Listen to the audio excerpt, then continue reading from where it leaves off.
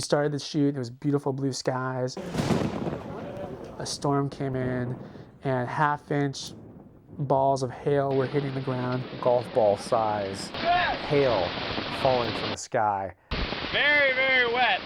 Dropping into the 1.5 foot water floating on the surface. Tarps, all the signage in the business park. I mean, it was like a tornado hit it. It was amazing. It was biblical.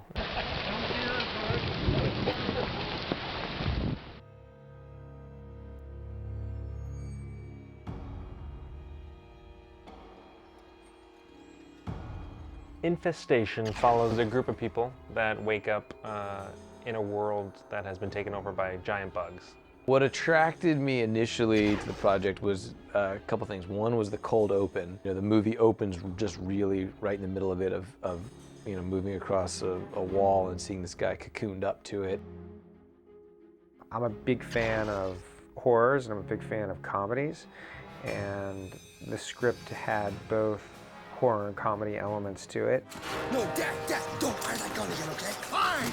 I'll tase his ass.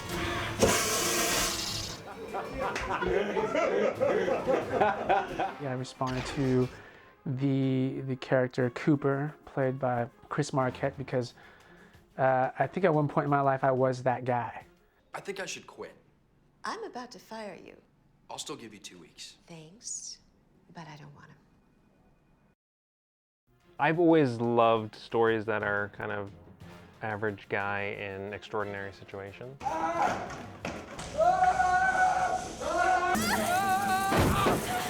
Cooper is the lead, who's kind of a slacker, a ne'er-do-well who's kind of forced into the role of a hero.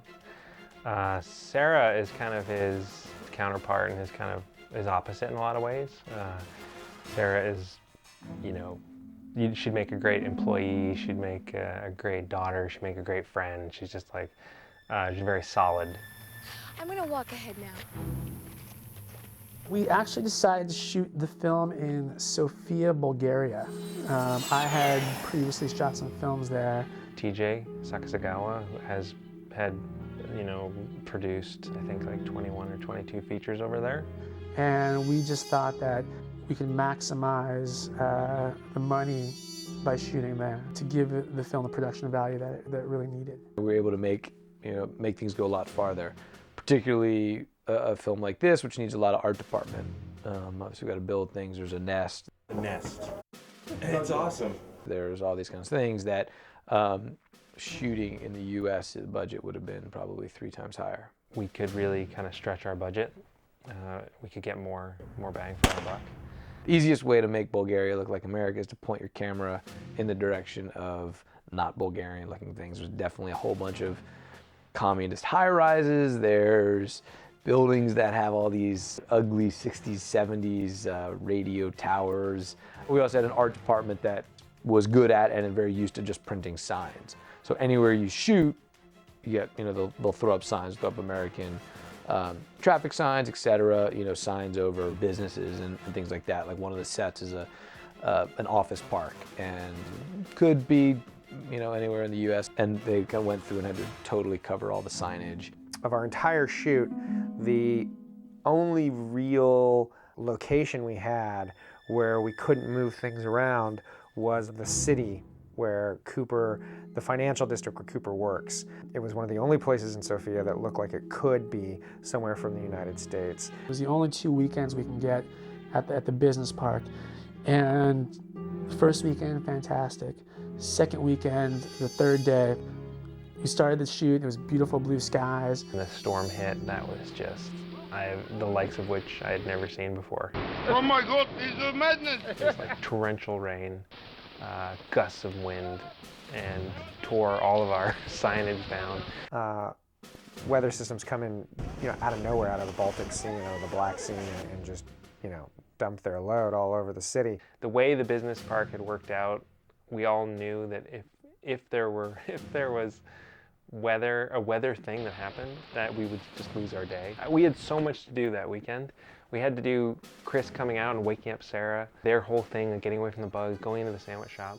We had to do the whole group coming out, getting in the truck, everything that took place in that whole truck sequence, all of that in 2 days, which is action. Action is very hard to shoot, and it's very misleading. You see it on the page, just it's just one line here and there. It's an eighth of a page or whatever. As soon as you start shooting action, I mean, the machinations of shooting action will just take you forever. Our DP is Thomas Ackerman, and absolutely being the most seasoned filmmaker on the project, certainly knew how to take bad situations and navigate them quickly. It was a great day. Thank you, Tom, for all your hard work. And we got everything we needed out of the business park because he was just so on point. You know, there's a lot of high tech involved in feature filmmaking, but sometimes it gets right down to something very basic. Wooden boxes.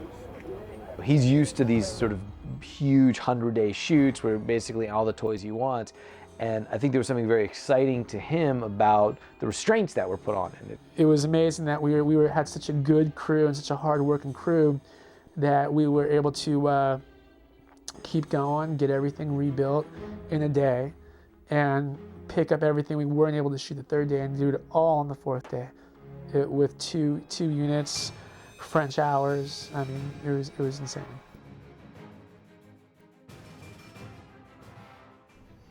And there are flying ones too. Oh, something's moving out there. We really have 4 different bugs. There's the drug bug, the flying bug, the queen, and the hybrid. The drug bug, which is kind of the beetle-esque type bug that goes around and drugs people so they sleep. Sort of beetle-like with big mandibles and a phallic proboscis that drugs the cocoon people. It injects a sedative into people and kind of keeps everyone sleeping. The main character wakes up when there's a distracting sound causes the proboscis to misfire into his cheek. So the poison, the drug, comes out its mouth, allowing him to wake up.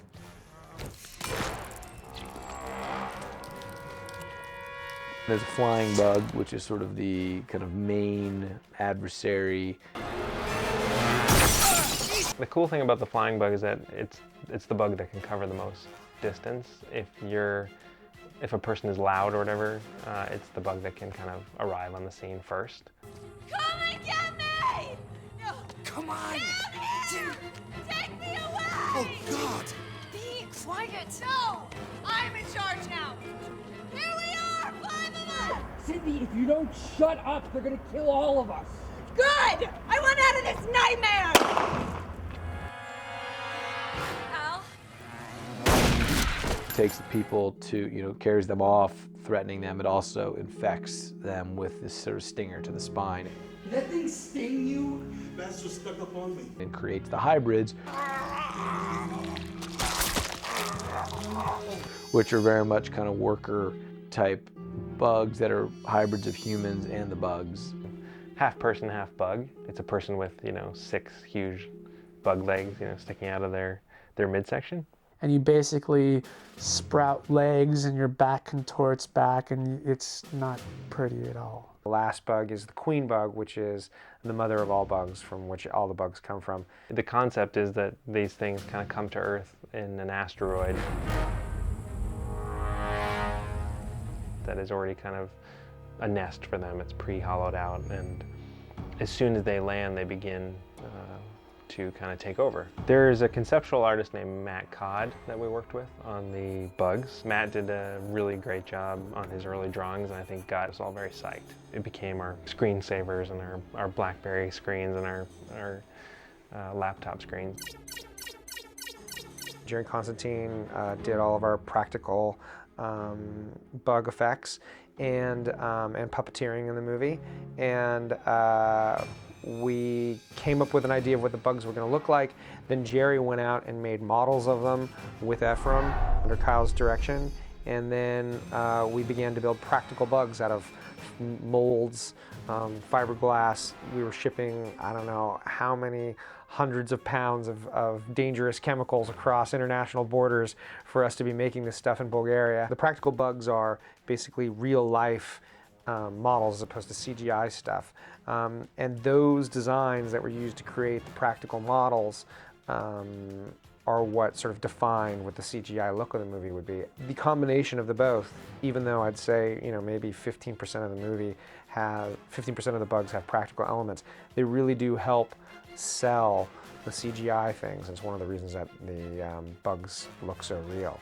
Shooting a movie with 250 CGI shots, probably more when all is said and done, it was very challenging.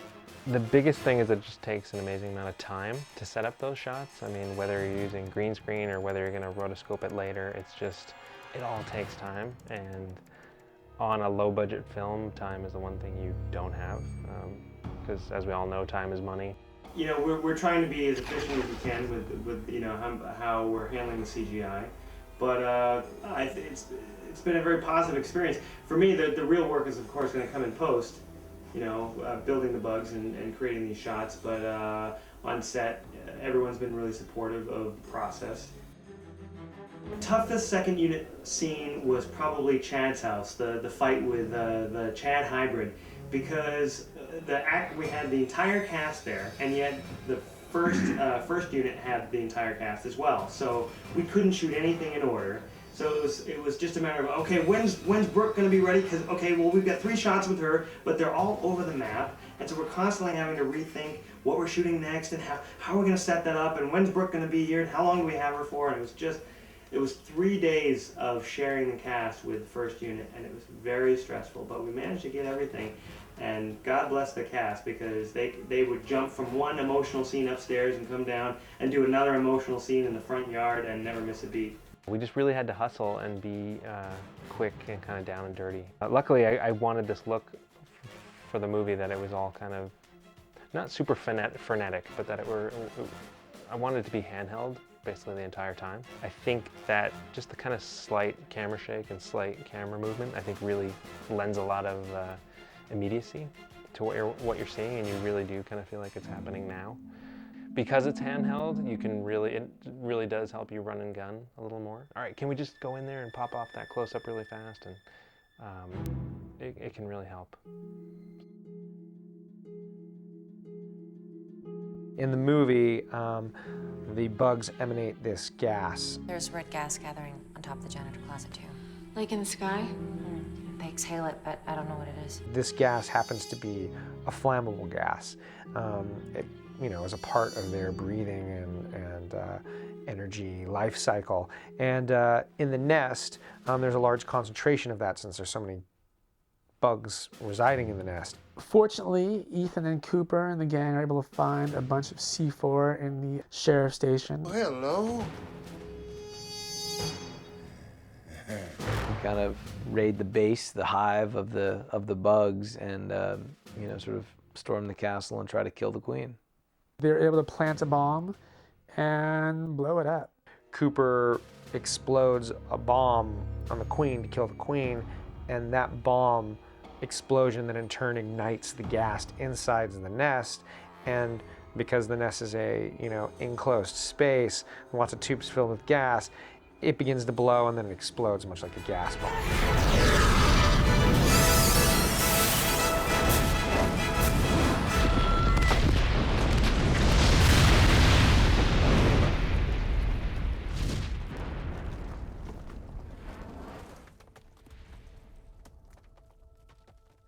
You know, it became clear we needed a big explosion for the hive, and you know, I was pushing for basically to build a miniature. We went, I think the guy's name was Zarko, and people started calling him Zarko the Destroyer, I believe, but he was our, like our demolitions dude. After that, all the model will destroy. A lot of pieces, it's happened before, to use very less charge, because if it's strong charge, it will go out of frame and nothing happen. The whole experience was pretty surreal, going into this, like, I mean, it was a scene from a movie of just driving into these kind of bizarre areas, into like this like small cramped basement where these guys were building this hive. and in some area in the outskirts of Sofia. I'm sure it's going to be gas, sort of like Yeah, gas in explosion. normal size it will be gas explosion. Okay, but sparks does. But sparks for this size, because gas explosion will destroy it before to explode. We built this like 10 by 10 or 12 by 12 scale replica of the CG nest, and we brought a bunch of different cameras out there. I think we had like 4 or 5 cameras all with various frame rates and stuff. The idea is to, even though we're only shooting a scale model, to position the cameras in a way they're kind of shooting up at it, to have some things in the background to give it scale, to use some digital effects to put things in the foreground that give it scale as well. You have to set up the cameras to do the forced perspective, and you want some of them to be high speed, you want some of them to be low speed, since it's an event that you're only going to be able to do once. You want to make sure that you capture it from all angles, so we had several cameras set up, some of them at very high speed frame rates if we want to do a slow motion blow up, and then some normal speeds and at various distances, and some of them were a little too close to the explosion. We got some local guys to build this, and some, Zarko the Destroyer, our effects guy, to put explosives in it and blow it up. And we actually did it twice. We built 2 of these scale models and just blew the shit out of them twice. Clear, clear, clear, clear, clear, clear, clear, everybody. Down, down. Okay, shot, and action!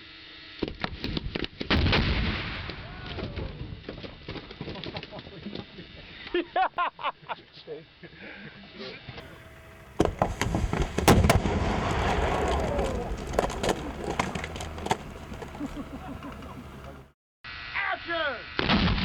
Oh! Careful, guys!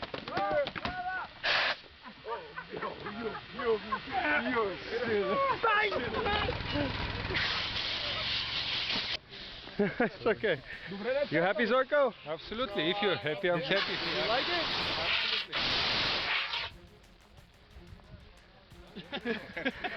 it? It was a charge that was detonated electrically from like 40 feet away by this guy, Zarko.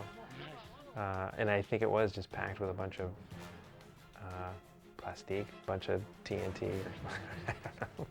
With the day that we exploded, a large chunk of it flew. We blew it up twice, but one of the things when we blew it up, a large chunk of it just goes whizzing by my head. This is a piece that went flying by you guys. That was a piece that went flying right by our head. I mean, like a large piece of fiberglass was hiding behind a car. It was pretty scary, but it was a lot of fun. You never really wanted to question, how things were being blown up in Bulgaria, because probably I got the impression that a lot of the same kind of safety constraints, the OSHA rules that we adhere to here in Hollywood, were not there. So we all just kind of let them do their thing and didn't ask too many questions. We almost took out one of the Yari cams. It did catch fire. The protective shield we made did get trashed, but fortunately the camera only melted a little bit, so it's still usable. No insurance claim.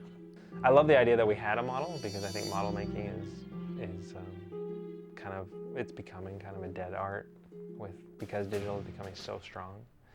I love the idea that some guys built 2 of those models and we actually blew them up. I think it's very cool. That was maybe one of the more dangerous things I've done involved with the movie. Nobody was hurt. No animals or people were hurt during the making of Infestation, which is great, I'm very proud about. And Tom, Ackerman, the DP, would often say, and it's true, he'd be like, it's just not worth it. Let's make sure everyone's safe and let's do it right. Because it's not worth no movie is worth somebody getting hurt over.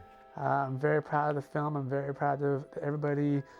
Everybody really put their heart into this movie, from myself and the other producers, to Kyle, to all the CG artists that really worked their asses off. Everybody at Icon was fantastic and very supportive, and really contributed some great ideas and made the process